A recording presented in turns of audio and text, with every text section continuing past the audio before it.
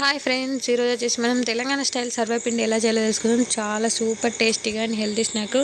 So ఈరోజు చూడండి, first అయితే మనం 2 కప్పుల బియ్యపిండి తీసుకోండి. తర్వాత నువ్వులు అయితే వేసుకోండి. అందులో సన్నగా తరిగి పెట్టుకున్న ఉల్లిగడ్డలు అయితే వేసుకోండి. ఉల్లిగడ్డలు ఇలా వేసుకోవచ్చు, లేదంటే పేస్ట్ వేసి కూడా వేసుకోవచ్చు ఫ్రెండ్స్. కొద్దిగా కొత్తిమీరకి వేసుకోండి. తర్వాత కొంచెం కరివేపాకు అయితే వేసుకోండి. కొద్దిగా కలర్ కోసం పసుపు అయితే యాడ్ చేసుకోండి. అండ్ అందులోనే కారం కూడా కొంచెం యాడ్ చేసుకోండి. పచ్చికారం వేసుకోవచ్చు, లేదంటే పొడి కారం కూడా వేసుకోవచ్చు. సో ఇందులో తర్వాత నెక్స్ట్ వచ్చేసి మనం సరిపడా టేస్ట్ సరిపడా ఉప్పు అయితే వేసుకుందాం. సాల్ట్ వేసుకోండి.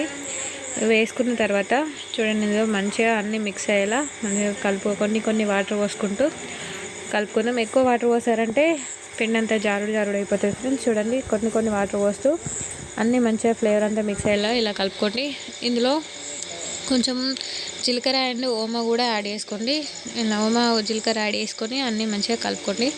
మెత్తగా ఇలా ఓమా జీలకర్ర యాడ్ చేసుకొని మనం మంచిగా కలుపుకున్నామంటే ఇంకా టేస్ట్ అనేది చాలా బాగుంటుంది ఫ్రెండ్స్. చూడండి, ఇలా సెమీ సాఫ్ట్గా కలుపుకొని ఒక నాన్ స్టిక్ ప్యాన్ అన్నా, లేదంటే గంజి ఉంటే గంజి, నాన్ స్టిక్ ప్యాన్ లేకపోయినా గంజి ఉంటే గంజి అన్న తీసుకొని ఇలా ఫస్ట్ ఒక 2 టేబుల్ స్పూన్ల నూనె అయితే వేసుకొని దీన్ని మొత్తం బ్రష్ ఉంటే బ్రష్, లేదంటే చేతితోటైనా సరే మనం అంతా టోటల్గా అప్లై అయితే చేసుకోవాలి.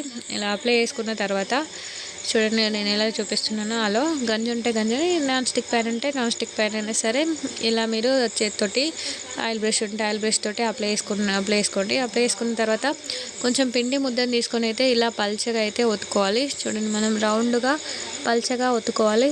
ఎక్కువ లావుగా ఒత్తుకున్నారంటే అది సరిగ్గా ఉడకదు, పిండి ఇలా వస్తుంది. సో ఇలా మెల్లమెల్లగా పల్చగా అయితే ఒత్తుకొని దీనికైతే హోల్స్ పెట్టుకోండి. ఇలా హోల్స్ పెట్టుకోవడం ద్వారా మంచిగా కుక్ అవుతుంది.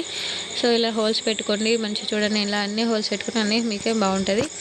సో ఇలా పెట్టుకున్న తర్వాత మీడియం ఫ్లేమ్లో ఇలా ఒక మూత పెట్టుకొని అయితే ఉడికించుకుందాం.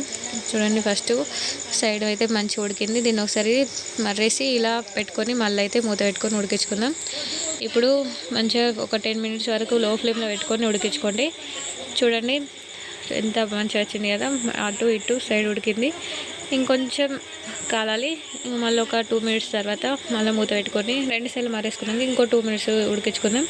చూడండి, టేస్టీ సర్వపిండి అయితే రెడీ అయిపోయింది.